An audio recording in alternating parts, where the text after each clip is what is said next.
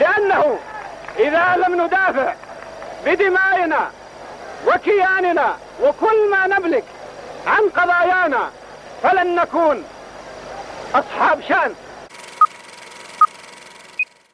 That clip, it's more than just politics. It's about stepping into a world that doesn't look like yours and still standing your ground. I've been there, and it taught me how to move through those moments with confidence. Moving to a new country is always a challenge, but moving to France, in the middle of a pandemic, where few people knew much about my culture, was an entirely different experience.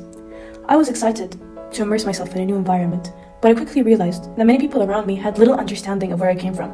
I was met with curiosity, but also with misconceptions. Some small, like assumptions about my daily life, and other more significant, like stereotypes about my identity. At first, I felt frustrated. I wasn't really sure how to respond. But then, I saw an opportunity.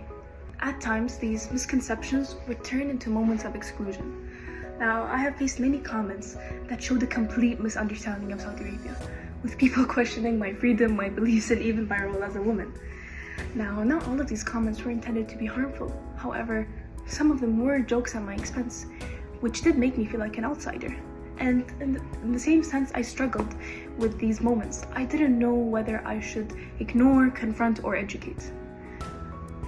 Initially, I definitely felt frustrated because I'm very proud of my culture.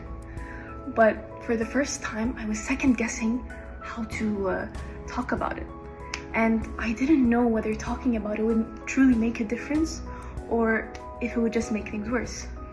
But over time, I realized that silence wouldn't change anything. If people didn't understand my culture, it wasn't just my burden, it was also an opportunity. So, I decided to start having conversations instead of reacting with immediate anger. Instead of shutting down, I decided to share stories.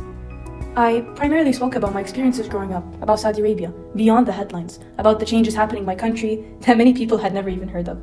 And as I did, I actually saw a perspective shift. Some people who once made ignorant comments started asking me genuine questions. Others even admitted that they had never thought about Saudi Arabia other than what they had seen in the media.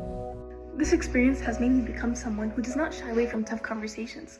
It also made me stay true to myself and helped me bring people together instead of letting them be divided by their differences. And I also realized that understanding definitely takes time and effort. It also takes lots of patience, communication, and connection. At IE University, I'm sure I will grow and break barriers just as I did in France. Thank you.